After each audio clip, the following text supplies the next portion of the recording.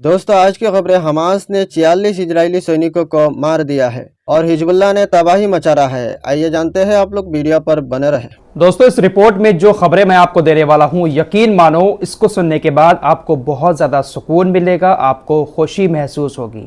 Video को आराम से देखिएगा, बहुत बड़ी बड़ी खबरें आपको बताने वाला हूं। सबसे पहले आपको बता दूं, इजराइल के एक्स न्याय मंत्री हैम रेमन ने कहा है कि गाजा पट्टी के सभी इलाकों में हमास अटल और मजबूत है और हम एक ऐतिहासिक रणनीतिक हार की कगार पर हैं। दोस्तों इजराइल के जितने भी एक्स मिनिस्टर हैं, एक्स कर्नल, जनरल या जितने भी सेना के अधिकारी हैं, हर कोई इस बात को मान चुका है कि इजरायली सेना गाजा के अंदर हार चुकी है।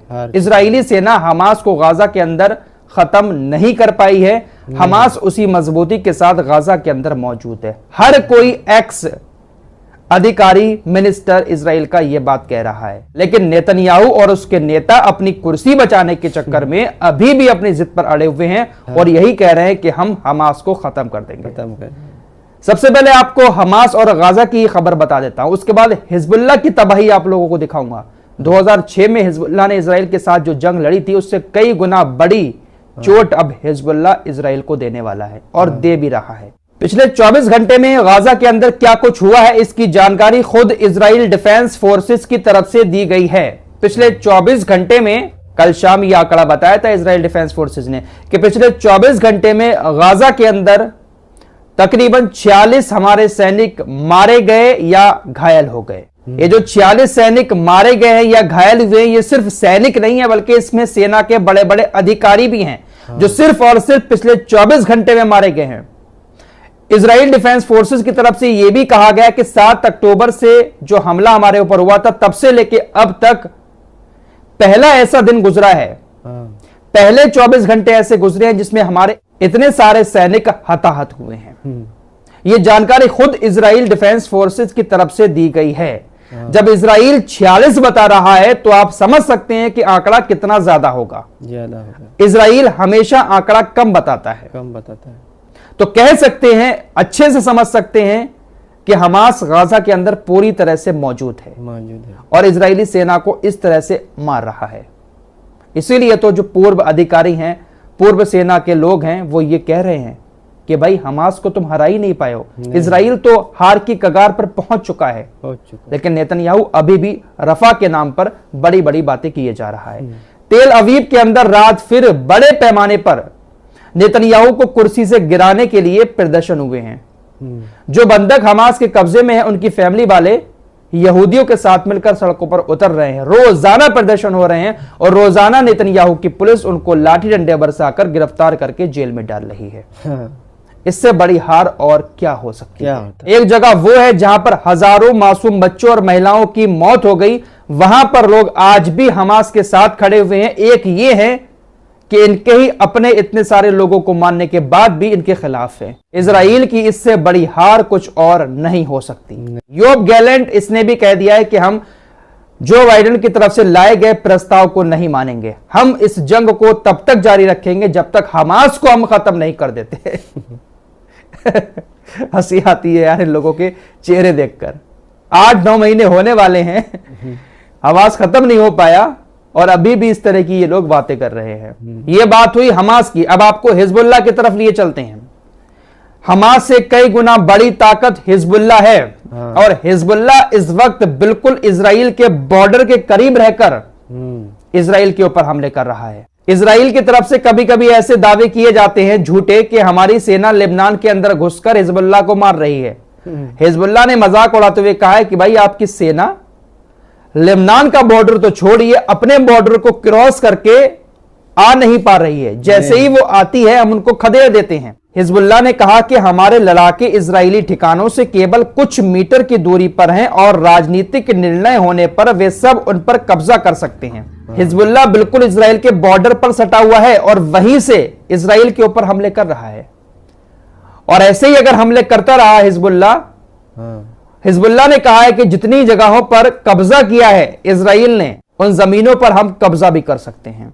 हिजबुल्लाह किस तरह की तबाही उस बॉर्डर से इजराइल पर मचा रहा है, इसका जिक्र इजराइल के कुछ चैनल कर भी रहे हैं। इजराइल का चैनल 12, इसके बारे में हमेशा मैं आपको बताता रहता हूं कि ये वो चैनल है जिस तरह से किसी जमाने में हमारे यहां एनडीटीवी हुआ करता था। कुछ सच्चाई ये चैनल वहां की दिखाता है। इजरायली चैनल 12 कहता है कि इजराइल और लेबनान के बीच सीमा क्षेत्रों में इस समय भारी युद्ध चल रहा है। आज पूरे उत्तर में सायरन और गोलीबारी देखी गई। गलील की ओर तेज मिसाइल हमले हुए और हजारों निवासी किले बंद स्थानों में जाकर छिप गए। उत्तर में युद्ध की दिनचर्या में अब इजराइल के वे शहर भी शामिल हैं जिन्हें खाली नहीं कराया गया है। यह बात मैंने आपको परसों भी बताई थी। इजराइल ने वैसे तो उस बॉर्डर से सारे गांव को खाली करा दिया है, लेकिन अब उन जगहों पर भी हिजबुल्लाह अपनी मिसाइलें दाग रहा है जहां पर बस्तियों को खाली नहीं कराया गया है। जब हिजबुल्लाह ने मिसाइलें दागी तो सभी लोग बंकर में जाकर छिप गए। लेबनान के बॉर्डर पर इजराइल का जो मेटुल्ला है, उसके मेयर डेविड अजोले ने कहा है कि हम पूरे समुदाय को खो रहे हैं। लोग जिंदा नहीं रह सकते, यहां कोई कृषि नहीं कर सकता, कोई पर्यटन नहीं है, यहां कुछ भी नहीं है। मेटुल्ला में 170 से ज्यादा घर प्रभावित हुए हैं। यह बात खुद मेटुल्ला के मेयर कह रहे हैं। इससे आप अंदाजा लगा सकते हैं कि हिजबुल्लाह ने कितनी तबाही मचाई है। पूरी खेती को तबाह कर दिया है। 170 घर वहां पर मौजूद हैं। इन घरों के यहूदियों के पास वहां पर रहने के लिए कुछ भी नहीं बचा है। ये खुद वहां के मेयर कह रहे हैं। हिजबुल्लाह की मिसाइल और ड्रोन से नहरिया में भी आग लग गई है। हाइफा इलाके में भी तेज धमाके सुनने की खबरें आई हैं। तो चारों तरफ अब हिजबुल्लाह अपनी मिसाइलों और ड्रोन को भेजकर इजराइल में तबाही मचा रहा है। इसीलिए मीडिया कह रही है कि 2006 में जो हिजबुल्लाह लड़ाई लड़ा था इजराइल के साथ, उससे कहीं ज्यादा बड़ी लड़ाई अब लड़ रहा है। एक और बड़ी खबर हिजबुल्लाह की तरफ से आ रही है। हिजबुल्लाह लगातार आयरन डोम की बैटरी को निशाना बनाता है और भी रडार सिस्टम को तबाह कर दिया है। कल फिर हिजबुल्लाह ने आयरन डोम के रडार सिस्टम को नष्ट कर दिया। हिजबुल्लाह ने बताया कि उसने हमला करने वाले ड्रोन के एक स्क्वाड के साथ गोलान हाइट्स में आयरन डोम सिस्टम के एक रडार को निशाना बनाया।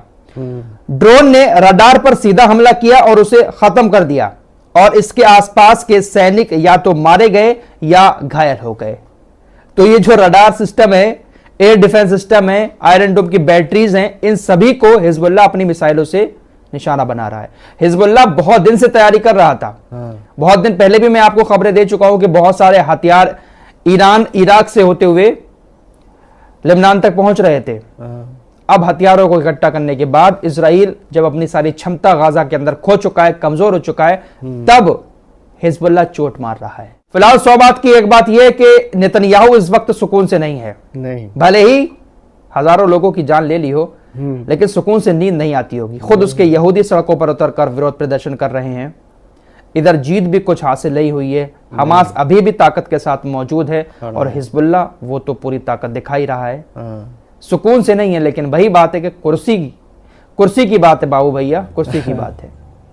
फिलहाल इस रिपोर्ट में इतना ही। मिलते हैं कुछ और नई खबरों के साथ। तब तक के लिए अपना ख्याल रखिएगा। अल्लाह हाफिज। दोस्तों, हमारी वीडियो पसंद आए तो फॉलो सब्सक्राइब कीजिए और साथ ही साथ शेयर भी कीजिए। मिलते हैं अगली वीडियो में, तब तक के लिए अपना ख्याल रखें। धन्यवाद।